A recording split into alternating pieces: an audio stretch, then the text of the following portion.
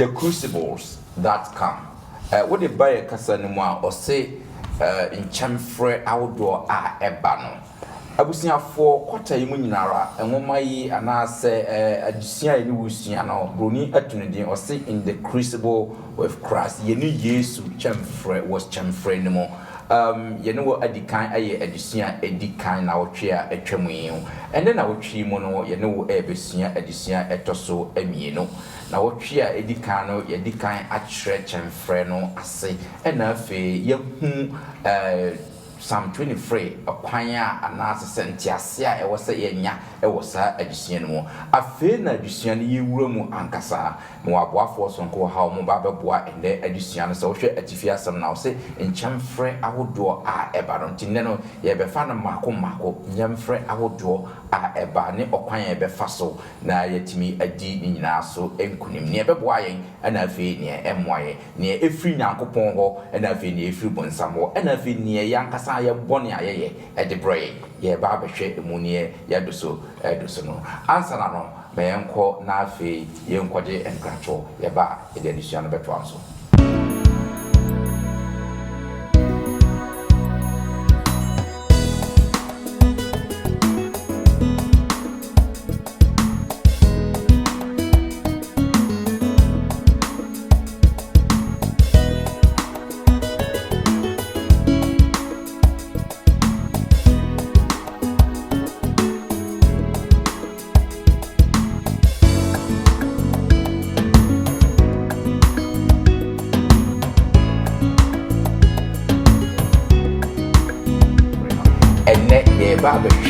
Chamfre awoto danse na ye chinye ma muko so hwa mane ne no memu a da mane nya mumma mani ni happy are you ne fa shi tin se uyo kristo ni a ase kwa hiahia no die e wo ho enu awokon ya obibi onya me so onya bibia je so onya a training kwa difo waka training ba.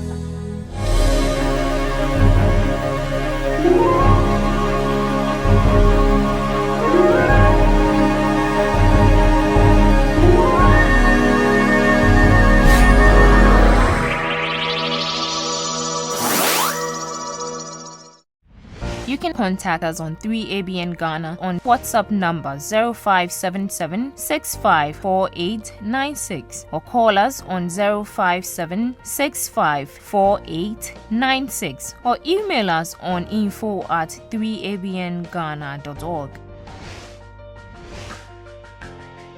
3ABN Ghana is a non-profit making channel. We appreciate your support to keep us functional. Please, you can send your support through a mobile money number 0577 654896 or EcoBank account 3 Angels Broadcasting Network Ghana 016008453096101 University of Ghana Main Branch. Visit our website at www.3abnghana.org. 3ABN Ghana. Experience the excitement. Yebema munyina akwaba bionse modem ofidie edi ato London Ghana memenda akwanja for Sabbath school na feature semu pense mu yesre onyankopon insurance so edi mamunyina tuturu mu amose mumre na mo ne yen eyesa disua yi ene yewo adumunti mewo agwafo sonko ewo hase ya mo ba beboa na edi adisua mu pense mu edi ebrem media mu sonfo Bismarck ene mensa ene mewo bra penny so ewa hase penny Samuel ababio penny yemo akwaba great and that's say to nsafrewo waba say fadi sembre yati for that's pa me bo tra penny ababio na me komani mu a na sister Agnes Tete so energy and sister again yemo akwaba and that's say nenso bio to nsafrewo waba that's pa na be me call ni odi etro no akra elder Hansen asamwa energy etro no elder Hansen yemo akwaba Yenya. Yada Mwasese Muna Mapa. Answer na Yebeshe, Edition, Mayukuti, landing and amenda on the 4 church choir. Na Omuya, Ediciano, Eddie Abraham.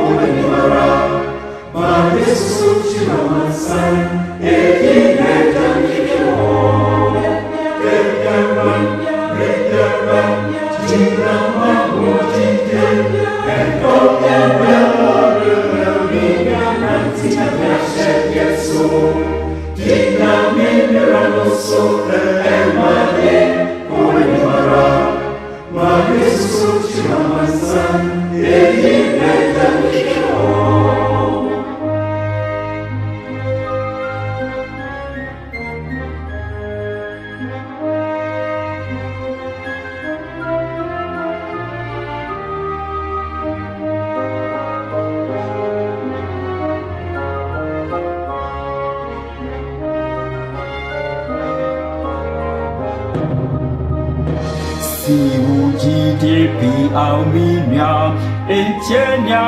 from Becca, Shonya Mequa, and Shania from Beye, Fatitia Panchiranoso, and Sura, Coanimara, in him Arada, Gina Pintin, so Wuji Jim, Debiara, Gina Mabuji, and Dombiara. Yesu, Dina Miranoso, and Mane, Poenimara, Ma Yesu Chiramansan, Egine Davijo,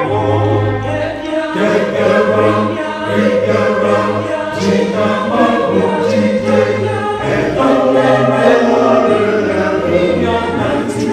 and Yesu, Dina Miranoso, and Mane. Ma Yesu Chiramansan, Egine Davijo.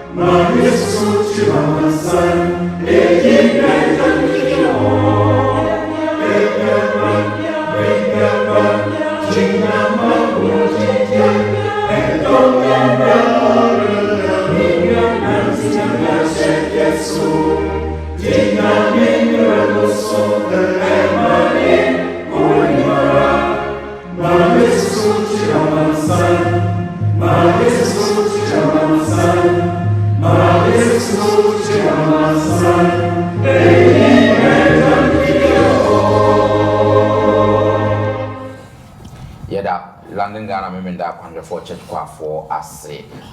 enum toa omode adi edition yi animo ma mema opini Hansen emo empire emaye na bia ya hwe edition mo adafo no ma ye mompaye yendimafo ne abankese tumi nyina wura eda wase enenso biem waka ye ho se yemfa wasemo a ema nkwa na ma rekikire na ma yenso de yemba wo nkyɛn no emre wo ma na yenso yenkasa kyerɛ yen ho bi esre osuru nyansa ne nimdeɛ se be kyerɛkyerɛ yen beka yen ho ma yente wasemo ase na kra bi a wotie yen enei ma no enya umu arihwemu se ɔhaw bi obekomu no woka ne ho ɛno nti ebema yen aba wo nkyɛn abɛbɔ bra ɛsɛw adwensakyera se danka wodin se wotie yen ewo Yesu din mu nti amen amen. Great. And you know, yatonsa frɛ Yesu Kristo mo abetwa ye mu ide na ye betimi ahwe ye edition no kwasem say last week na ye share edition na say ye share edition na in the crucible with Christ and as ye ni Yesu e wo chemfrɛ no mo last week na ye to ye bo e kyerɛ chemfrɛ no mo nti o kan titi e be ka say dance a ye chi ade wo mu na ye simple amaye sa dance na ye chi ade wo mu no enye ye nko ana ye hyimu a ye chi no ye ni Yesu Kristo e de hyim bra ye bre amanihunu a ye komu Yesu Kristo ababe kosa amanihunu no adenti na ono ogba ade e wo so kosa amanihunu sans ono ogba ade no esa ye jefo so ono ogba ade no e kosa amanihunu mu dia na ye nso etwase ye nso ye de ye kosa amanihunu se sa amanihunu no mu ba eni kwanse ye tete sans Yesu Kristo so be ye de e be komu ana ehu Psalm 23 se ne David enwene Psalm 23 no ema yehu se ya brabo no akwakwa ye tese Psalm 23 wo sha se dunia na de nwa se fe beduru ba bi no na mu aye den pa but beduru ba bi no na afi onyankopon ede ne ho ade akyerɛ na ɔhawo ne amanimu a wokum no afi de wato pono ɛwɔ watamfo anim na enam saye so ema wo so watena ne nkyɛn wonkwande nyina se ne yehu Psalm 23 no enne ye ba behwɛ kyemfrɛ ahodoɔ dansen na ye chinyema wo mu no ye ba behwe ahodoɔ be ye nan na afi ye hu ba bia ye hye na ye hu adusua ye betimi asua afiri ntima boafo no aye krado pa o ba beboa ne ne wa achesa adusua yin nti fa atrosam no ne ndi kan hwe ye nka abosam no ewo Peter enwoma na edi kan no etri 9 eyimu dumienu ene du miensa no sister ke ebe kan amaye atomiente radiasem adofo Uma amanihunu ja aso wo mumu no se odire so mo ahwe no enya mo se ade fufuro bia eye mo na himom senia mo aye Kristo amanihunu no fafafo no moma mo anini na se oyi animonyam no adia mo di ahosan ama mo ani age nso amen Amen. Yo, Mammy Fan Shassin free the Hansen and Chain in terms of share friends Chamfre Ahudo Ebeya, Nidi Kaino, or say a Niema and in Nassau, Runibacasa surprises. And I'll share a young King's Seminar, you see, Kana, or say, beloved, do not think it is strange concerning the fairy trial, which is to try you, as though some strange thing happens to you. Opening Hansen, sir, in you to some ye Nintiasie, anything. Medasi, yeah. Say, you share additional free last week air banoa. You share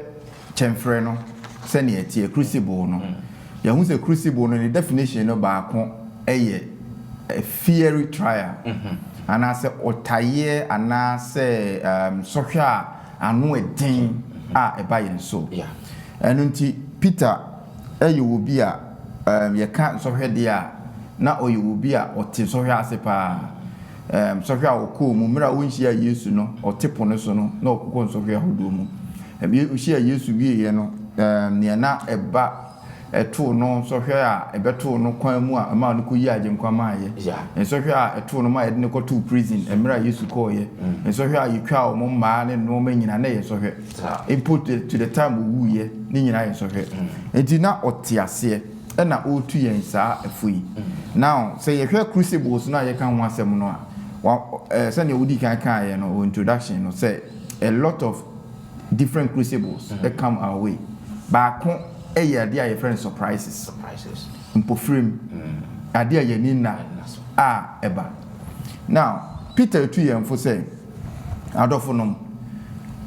Mumma no enyemo mama. Say, Moko and social ahudoa obonsam de bamuso and I say bamuso noa. Man enyemo mama kura. If we say, se mutimu free mufia. Enna Unyakupon Beshen when Munyam Ewumumu. A dear Ben Walker was him surprises of crucible no ebinidian. It is a washer near na opesoka. In fact, Otwa the whole unit to verse 19. Who said na or church or muse na Sophia would do you come say Christo tea. Mukon Sophia man near no memua. A man in your mumma when you happy are you. If we say, and no nowadays some more Ashemujidie. Na edmu free mu ambenya ginabia pa e na saa na ye de so Christo no so ehwe now say about surprises no a say last week me kan wasem kakra there are so many surprises in our lives ye de be she crucible no adofo ye wo se see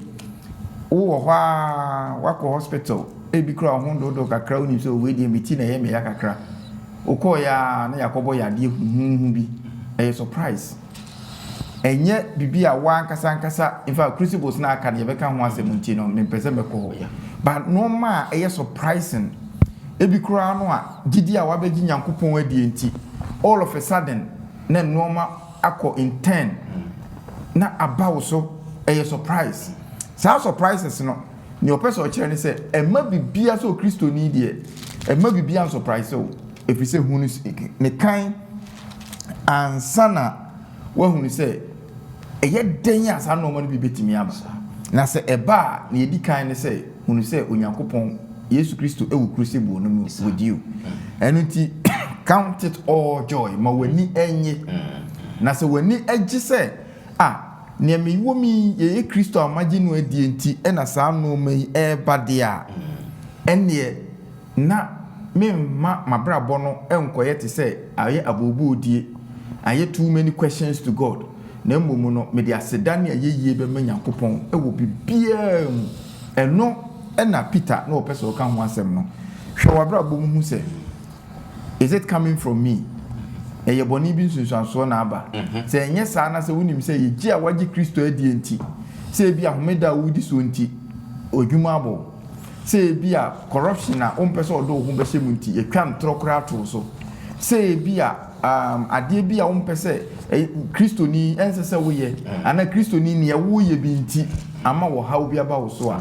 o say e ma ne nye wo surprise because one a wagi Kristo die no obonsam eba won so with this surprises. Okay. And until Emma Yenin was sa and Nomanum. To be minim on your Kumu. Mesome or media me kumu. By quotation way any additional which I and say in the crucible of surprises, no. Make sure say jai Christo Mukrana Ukraine muno. If you said last week addition year, the shepherd is still in the valley of death or count now no do beba in fear. Me kai way from for the no can so. First Peter 4 verse 15 and verse 16 or say Uma mumu bi nhunu amane se owudifo ana wobifo ana odibonyefo ana osempefo ebinum asemu na se muhunu amane se Kristo ni a umma mu eningu na muhu umma mu eningu na ma no nhye onyankopon animonyam woni din yi mu. Amen. Ti se na okanenti se me la makodi mi konkonse bi na asama ba mi so a e me am fault. But so bia ka asem dia hye me kon na me nim ho hwea eni ko asem ma ne ha me. Yes. And the question is, aden na a friend say a Christopher e was a BB surprising. Say na the hands na e kan we Christonia e den na mo fi say e timi ma BB sa no e surprise we Christonia wo som nyame pa e bia uti na ye wo ya. And I also call who doctor. Now, if you call ya, you say one yakokram. A bear surprise. I didn't know it was a surprise, my Kakra, me the Ebeka who, and it's most of the time, Yana in pre-P near Casa, ye sum yamin kuto no dear, and Kabibia a year from Amaye. Because you as a phone cry to me at to my said, Okra was sum yamin, and Slovenian to say, here to tweet. As a what is sad in a flu piano, who once one as a bruabum. A Juma, my jasam in Quadjuma Saturday, may the best sum yamin, my catch yaswati. Bibi or sen kam koye na ema me nidia me semenye na ni nyina chino na bibi ba na sa be ye impofre mu a na ama ase ye ase aye surprise bi ama ya kuma no abubu na ate eno ntina ya na most of the time na basa again so no bi wa ya na prepare say bibi sa betimi atoye but yem fan hye yetrim say wo ye okrisoni a ase kwa hiahia no de ewo ho emu awokon ya obibri odi Kristo achi ni de saa awokon ya ni nyina beba yem fan hye yetrim say Yesu kra no wamfa no ahogros enti so na che say ye Christopher ama yen ima yen simplify Christianity no man ye te say sane ye de da ye no ene pa bia na de akoshe onyankopon box mu ade bia enkoye bia na ye sam box mu enti ye de atenka na didi sade de wo say ko onyankopon box mu ene ye de atenka di sade de enti ye ko na say ka say anyakokram ma wan say ye kokram de na che say ebe ko bon sam box mu say e surprise my but you never know say enam sa kokram mu nyankopon e ba ba ye bibi wo mu ya dwen ye sa no kwasem ne say sa na ewiase no akwa we shouldn't oversimplify Christianity. It look like say bibia because adebi won so a fine pa echo na so na you open sama kwanya you will never know. This man sorry mame say no can oversimplify no mame can say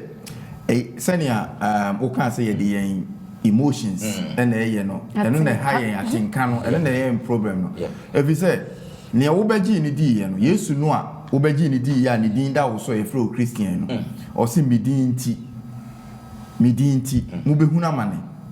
medinti e de bi mu kura begu afiase medinti ebi mu benya beko ahonyahia mu nanso mama akomantu efi se me kam ho enti wa anka se me kam ho na emma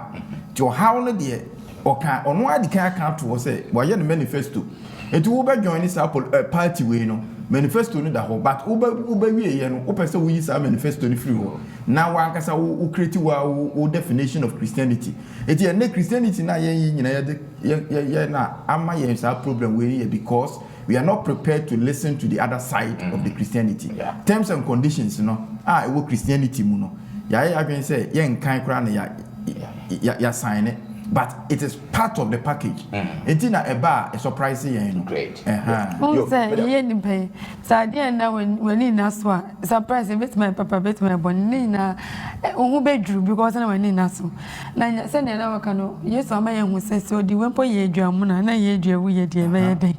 And I will see if you are still buying no more tiny, somewhat tiny, dear, most year bedtime. Yen you be say, acquire or run fast, and as a sow corner so fast to be. In tea, yes, to say, I just say, Bedin, dear. Yan fancy ya you say, or quite no, and so. Okay, great. Mama, yan to aso na yan she we ya fi ya hu niema a ani naso no ne chamfre se ne esi eche na fi yan kwa ne yan hwe chamfre no so a efri obonsam ho ankasa kan First Peter chapter 5 First Peter 5:8-11 no yan hwe nsembia Peter e kan wo ho no si mwani na ho munwe efise mutafo bonsano namse jata obubom hwehwe de obenya no amene onu na momfa gidie enyina ho pintin sini kwan efise munim se amani hunara na wode atu munuanom a obo wiase ne so se onhunu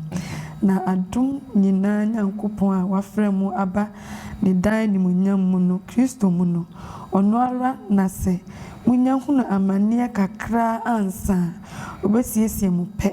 obama mu asietim obɛhyɛ mu din obama mu anyanyina so onu na tumi won dada amen Amen. Yeah, show assemble na Peter kache we na asem we no sen na ye fa no na sen na ye nyiso wo asem a Peter kache we hai ene say It does enua bisma. Say ye hwa kenka asem na ye hwe ye Christian jani ne so a ya hu se obonsam ne bi obonsam ne nyankopon na ye di aprapre said ye obonsam epe ebi akona fa no sanso ne nyame nso epe ebi akona fa na munyanke nyame se mre bia no wama alert se ye ma yani na ho ebi se obonsam no wonam na roaring tese na ni abre obubom se jata mama ye mfa entoto ho se ye kra ye nipa no se ekom adi obi na se na ni bre a etimi manu ekowia ade na enso na eni wo no obi ani bre a ade be na woye e ma wo etimi aniema bebre a wani na ho se woye enti se obonsam na wadi 6000 years na ni abre na obubom se jata na ope ebi achene awie a nyankopon ka kire se ogusu ye ne nyuma de na enso ye nyina ho pintin se de chemfre no ebi efa ye surprise no sanso na Satan so betimi di ebi aba yeso na Satan de na ode ba no enya de Satan ahodin eso esni nyankopon eni nti wakatre se yemfam ni yenyina pintin na anmunyam a wo nyankopon wo no awieye no ode na anmunyam no ebe emaye. Great. Well, say yes, we have a part to play because I see yama yani na ho. Yenya vigilant because intina onyame wose onye bibi age se waya a training ko adifo waka train ba asembisani say ye benya na adentina sometimes you see a beji nyame edi enso so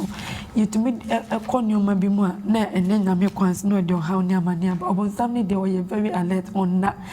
ye me match no but the only person who bet me a match no any Jesus Christ no to say ye de ho to no so tse na nasa me kana eno pen e bet me aboy me ye hu say aha ye say yeti ana ko say yeti because say ama ye ni ana ho obi yi ahwe ho ye hu hwe. Great. Even though he is there to guide, but we have to be vigilant as well. Okay. Amen. Enti you want to so bebre e wo trust him. Classical example e Job dey no. Yeah. It's not like Obia per se or yet, but Satan has targeted you. Unyame ba Satan what target you. The fact the crowd say we on so say my boys. What I say, my G Christo, you know, we are first target. And na the first one surprise and Ubi says I didn't think a surprise here because the fact and they say Ubi G Christo D and one the expectation in Ephesians chapter 6 verse 12 for I would say ye ni honam ni moja na enya ye ni wiemu atumfo enu nti se ne Peter kan se ye nyina ho na ye mfa gidie nyina no ono so se mu nyina na mo nche gidie chem ne katabo ne tenene ne normal ne hihye wo ho because you know for sure say assembly will be clear. You say the only Christian who is not being attacked by Satan is the one who is not a Christian. So Christonia or some enemy media or which means a tautology. I say, you know, naturally say, when you Christoni. And then say, Osha one has a surprises and also everywhere or some to the crucibles ever. And it looks like you know who say, no way I'll be to me young, send a young person. And until I say, bar, young who say, it is bound to come. Peter Futu no yansan koso bim. O hwe omu na hu se menye hwe na ye Kristo imagine the enti o se ma woni rejoice in it. Okay. James also can the same thing. O se ma woni wo se wo diverse temptations mu a ma woni if we say e Nyankopon na o de wo fa kwan bi so ma woni nkunimdie. Enti bonsam no de wo ye den ekosoro ba fam so o ye Kristo ni amapanko ade a he's going to come at you. Send your bag, give so on. Yes, great. Now let's look. Here, how sometimes you can say it's easier said than done. So because when someone boom to say jata, no really say one who say jate a boom da, who say a libre pass a jate boom or to say on ya dia at once with me a grapple us devour at once, and that is the comparison all year with Satan or boom ever. Satan, so say not some can sister what you be were very cunning, say the no. And so short they bias no. Sometimes it is not the idea no account. Say you ninja woman no. How do we do this? It started with him. I mean, him says I may kakra me de beka ho yes said the Hansen dinka e kan wo ni take here by surprise no. I can cast no me eti ase pefe say nya ye di ensa koka aye boni a ye ni ye epeni ye di akono ani yakoye no e ba ye so a me emfa brim emanyankopon na emom no se nyankopon adwuma na se bibia ye aye firi nyankopon pemu ni ye di aboa nyame a nese nsohwe bi obonsam etakre ye se de ni a nyame a o ma ho kwai ema obonsam de san sohwe no man se ye gina pintin a sa nyame kro no ano ososene Obunsama obetimi ayi sa afiri. Me say it got to a point I job to make and say, "Oh mommy papa imagine na boni na minjana." Ye kai ne chidi for na. Stephen yes na boni bono or srama omo e se o mabon. Enti e me say so Onyankopon de fa or how na manye you get to a point that obeste no na obeye te so no enti o how nimpo ebema wenije e say Paul say osru ni obenya no ntimi fa compare bibia e wa asase o how ni amanye bia no a ebetimi di ama you come check us say it me do say be who say heaven has been too cheap for us ni fa mu nimpo e de call heaven enye bibia e say ka yenhu na manimpo chance but say ni nyame anya ayonkofo and do star points na ebeye difficult say ebetimi afem okay yeah so literally speaking no e ka say count it all joy and just so here no ball center left right now three and yet side joy yet what about them say be e ba sa no a say hwehwe mental health e say e bia ayira and yes asem no ba say bi yaka cancer asem akire ana usika udan ahye ana uba bi afiri mu so hwe so so te say job die ba ya te say job na wo sere but na nije anije ne say wakoma mu no wahwehwe mu ahu say enye boni a wa akofa se nia ye nyina ya kan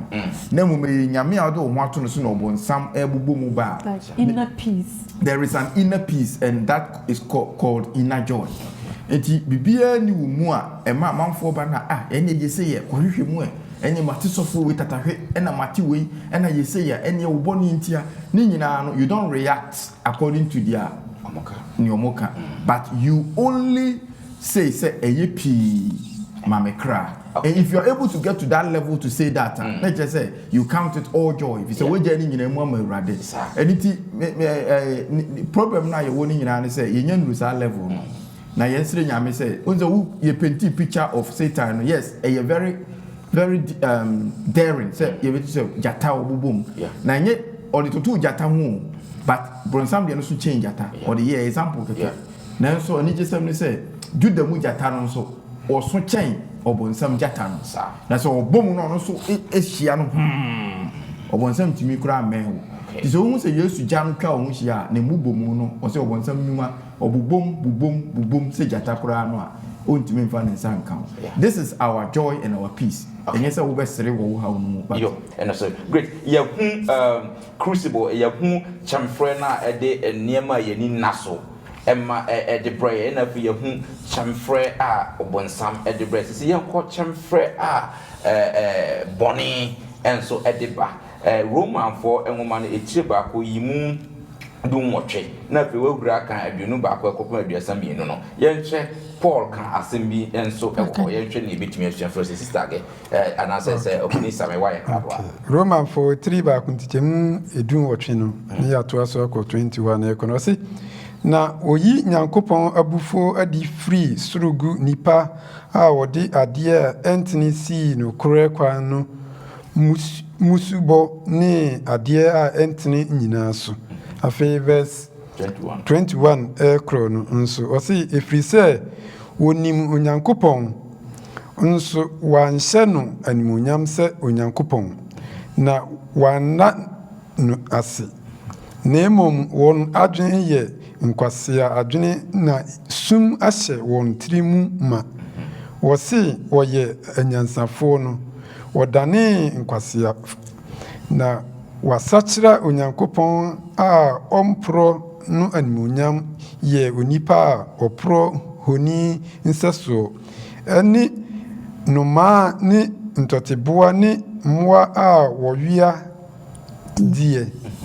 enti onyankopon nso ja won ma efin won akoma akonomu se wa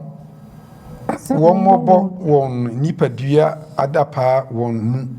25 no kon efri se wosesan nyankopon no kure no je atro na wo frɛ na wosun abodie sene oboade a wohyira no da no amen. Great. Enti yan show meaning sister ge obepese obebamu wa hasiase ne all kind of in connection with say ye hwe bone in chamfre no osi nyankopon abufuo no o review na abufuo no from against all sin and evil of the people whose evil ways prevent the truth. How should we understand this? So we have to say of cause and effect. Bibia ye bia was so enti enipa ne onyame oboye no amaye ne mra as a guide. Unse okoto bibia ye wo manoa eda ho a de be kire de be me ka che me ba ni say wo de bicycle manoa hyehye car dia it will never work. Enti onyankopon amaye kwa ye se emfa so ba ye se empe. O hweta Romans 1 enyama bibre na ewo mu a enye eka oba se obeware oba be ma se obeware be ma nyama nye nyina ne onyakopo akasa ma ye nyina no na yeye o si yemfa ni monyam manyame yesi enim no ensi enhye na enim onyam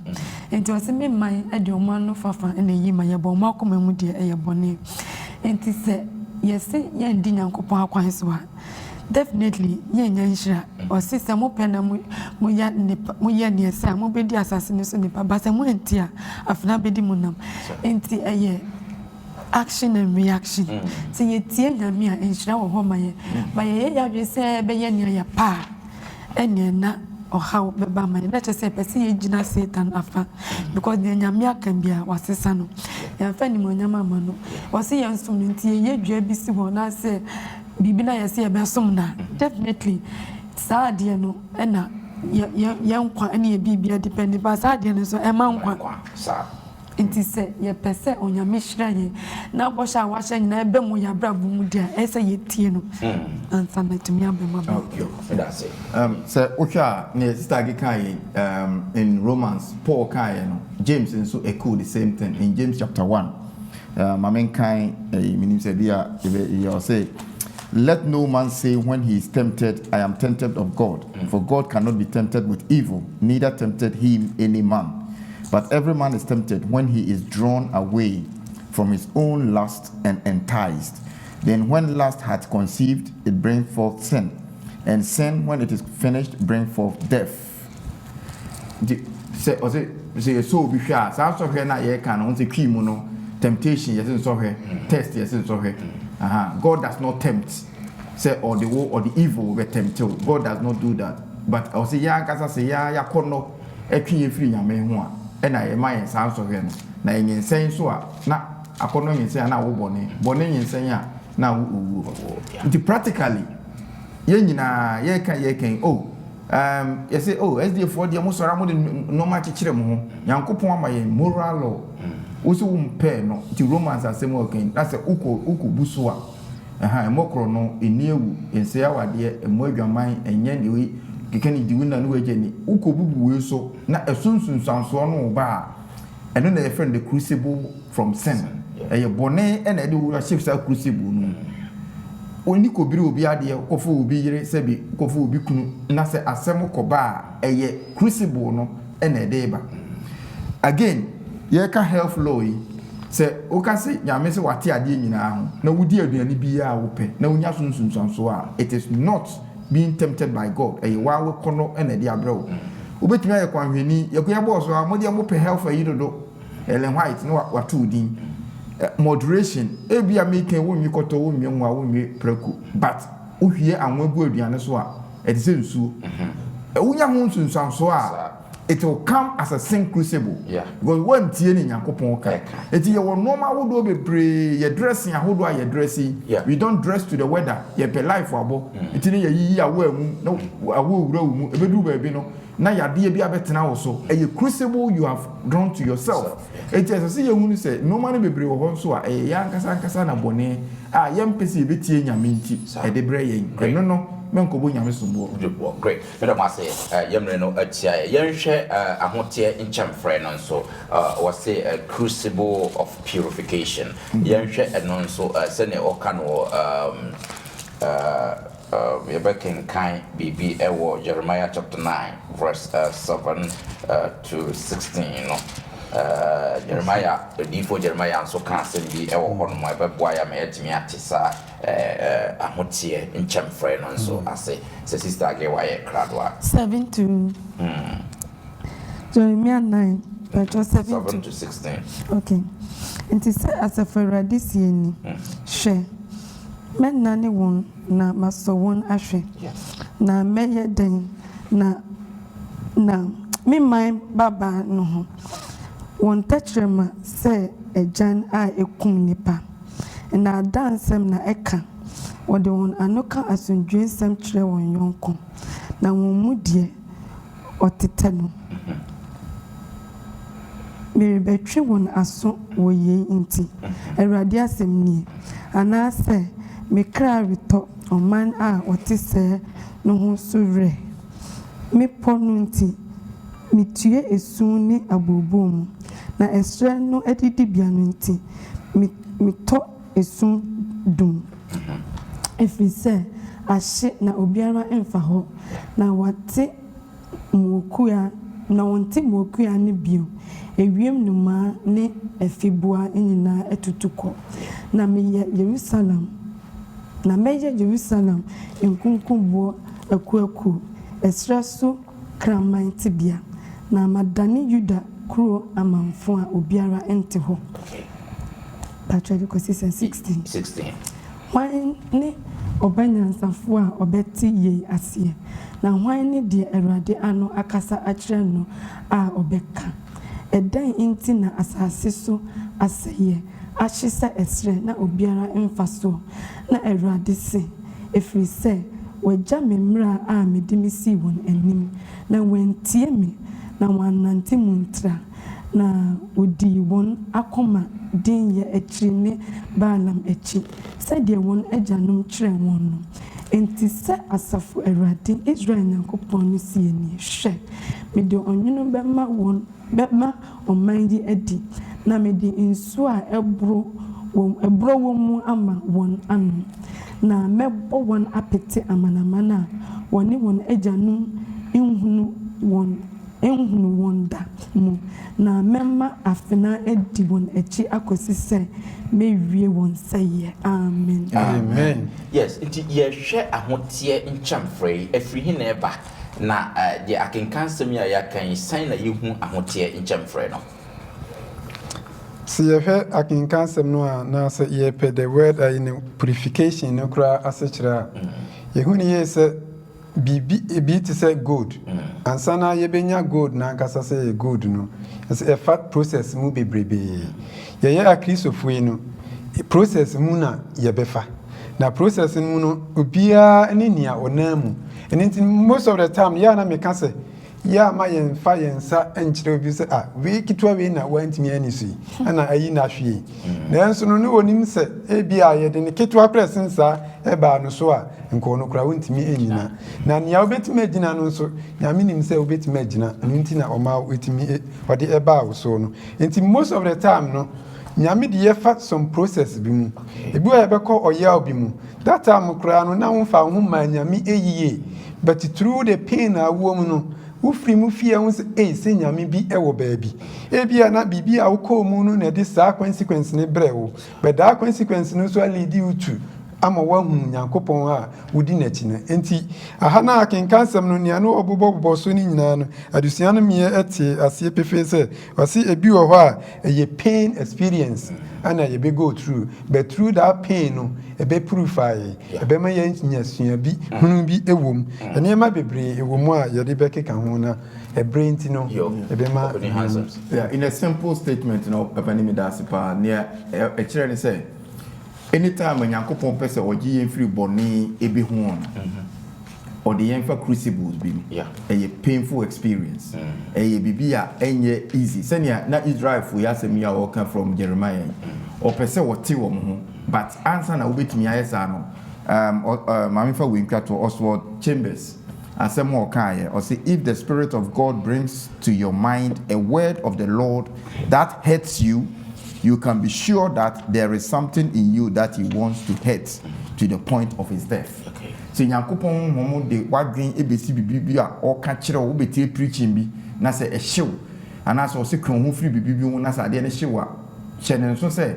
kronkron no do beye sa de na ma na hyew even kese akosi se ade bi wo mu opese ewu na ade ewu mu no se de ye ka se HIV untimi nkunu no bi se ewura moja no sana bone afa ye nipadia no tise nyame pese o hye bone wo yemu a etise o de ye fa gold mu ya pa na so o pese o purify ye nti na o yesa e de mayi it's my concern most of the time say ye ko ha mu na ya ye ben nyame because sometimes you ba ko ye ma wa etise o ye we say you take things for granted but say o how ba uswa and I'm be a bit to be a person or nyame job person or bomb or person beside nyame akwantre obo stand na how ni nkono na what me aben nyame enti most of the time e ba yeso e ma ye ben nyame ni ni nyanyo kufapa. Great me da say finally ye dey sorry yen addition yen hwe onyini nchemfre no or say crucibles of maturity yen hwe eno nso e was 2 Corinthians chapter 12 verse 7 eno nso yen hwe onyini nchemfre se na die ebeye na memfa adiye no tra a etra so mema me ho so bebre nti wa ma me honam mu kase Satan bofo se omebo mi akuturuku na mama me ho so na mama me ho so ye nti mesre awurade imprensa se emfiri me so na ose me se madom doso mawo na mi tumi wie peye wo mreye mu enti medi anidie pi mehohoa me ho wo me mreye ho mom na Kristo ahoodin abetena me so eduna etwato no Kristo nti manigi mreye mu animtiabuo mu ahokyere mu otaa mu ahometie mu efrise meye mre emma me ho yedin amen Mra na me ho yedin ya show I say no amam for chase bebre na Paul dempa na opese ochre e wo hase meaning so peni hands be abon tofa amaya the tofa bomuni say also ya crucibles no e be surprises e be from Satan e be so free bone na e be so eye yakopon purification say wo bone bi hu a opese o te wo nti o je pruning twitwa mu ama wa ye na e be so ye say se ne be ya ubenyini na san nyini we ni ye say obebre wase enu nti Paul asemo kan o 2 Corinthians ha say ni kire say ono Paul no onimu sɛ adomakyɛde nyame de akyɛ no sɛ ɔde ne ho to ɔno ane ho so a ɔbɛma ne ho so ayɛ te sɛ ɔyɛ nyame mpo ɛso nyankopɔn de mmerɛyɛ bi ama no a saa deɛ no wabɔ ho bayɛ mprɛnsa ne nyinaa ɔsɛ madom dɔɔso ma wo na ɛsiane sɛ nti no ɔsɛ sɛ mɛmmerɛ a ɛna meyɛ den in my weakness that is ironical in my weakness I become strong ɛti na ɔpɛ sɛ ɔkyerɛ yɛn sɛ ebia na wo nso yadeɛ bi ɛwɔ wo so obiara ni wa yadeɛ wɔ no so ɛyɛ ne dɛ ebia na adeɛ bi ɛhyɛ wo so ɔpɛ sɛ nka nyame yi paa but me ka kyerɛ ebia sɛ me deɛ ne nyame yi ma me a ana o ma me nyɛ sika bi na me hwehwɛ no a mɛtwe me ho afiri ne ho na saa mmerɛyɛ no a ɛma me yɛ den no ebefiri hɔ na me nkwagye bɛbɔ me ebia ɔyɛ wɔ nipa bi wɔ hɔ a saa adeɛ bi na ɔde ama wo no ɛno na sister age kan sɛ ebi wɔ hɔ akɔ ha wo mu a ɛna wokɔ awurade nkyɛn no ɛno na ɛda so ma wokura nyankopɔn mu so oyi firi hɔ sɛsie yi a your maturity will not come saa maturity wei no ɛyɛ nea ɛma wo admit sɛ ɔpɔn ne mitimi yɛ nyinaa sɛ mehia awurade mɛmbrɛ ɛno nso ɛyɛ crucible ne bia ɛti ebetimi ayɛ bibia anything ba saa deɛ no bia wabɔ ho mpa yɛ firi ɛna na wo se kɔdwo ho ya ne pɛn so enko ya munisipal mu pɛnum awurade sɛ wa wo pɛnyɛ hɔ na bia na te sɛ Paul deɛ ya mama yɛ mmerɛ sɛ na bɛ ya na yɛ den na menyini ɛwɔ mu meda mo ase ɛbisɛ yɛmmerɛ no ayɛ bɛ yɛ ne yɛdisua no ɛbɛ ɛtwerɛ sɛ busuafo yɛho nkyɛmfrɛ ahodoɔ bebree ɛna yɛne wo asua menim yie sɛ nyinaa yɛfa adusua wɔ mu yɛbɛpie na afei yɛde akɔ bra next week no yɛde adusua ɛtɔ so mmiɛnsa ɛna de bɛbrɛ na saa adusua no nso wonderful wɔse anomabuo the bird cage this quarter na adusua de we wo firi mu a ɛbɛha adwen pa ɛnti hyia yɛn na next week yɛnsa fa sa adusua yi ɛmfa ɛbrɛ katoni baabi a obia na mema opini sami ɛmɔmpae ɛmhyira so mama yɛ mɔmpae ɛne agya wɔsoro ade nyinaa so tumfoɔ ɔma yɛda wase yiyi wa yɛ kamfo yɛ tontom wɔ adusua kunu a wɔde ahyɛ kɔta yɛase de ma yɛn yɛsrɛ sɛ daa yɛbɛtie bi yɛne a yɛsua yɛn ankasa nso ma ɛnya impact wɔ yɛ so na wɔn a wɔtie nso ɛnya impact a ɛyɛ impact papa na daa ne daa na anyɛ sɛ yɛbɛsua ne yɛtie na asɛ afiri yɛtirim akɔ ɔbɔnsam ne yɛ na ɛko na ɛnso ɛnim sɛ wɔde nkunum awie na wɔbɛdi nkunum akɔsi sɛ wɔbɛba wɔ din ne ɔtumi mu nti amen.